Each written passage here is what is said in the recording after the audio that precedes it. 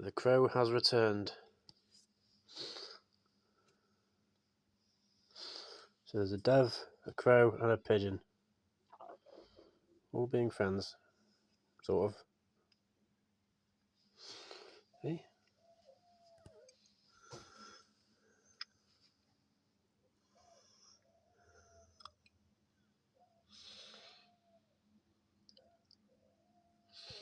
The crow's a little bit nervous.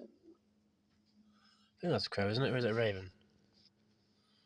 Pretty sure it's a crow.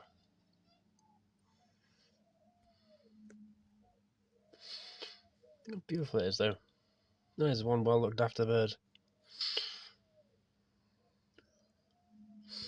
Kind of spooky as well if you look at his face.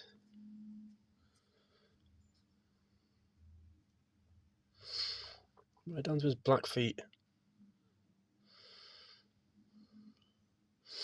He looks like an old bird with that grey hair, or that, or he's a barrister.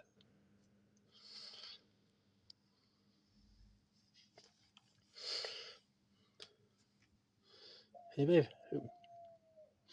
Even the camera focusing on her seems to have startled her then.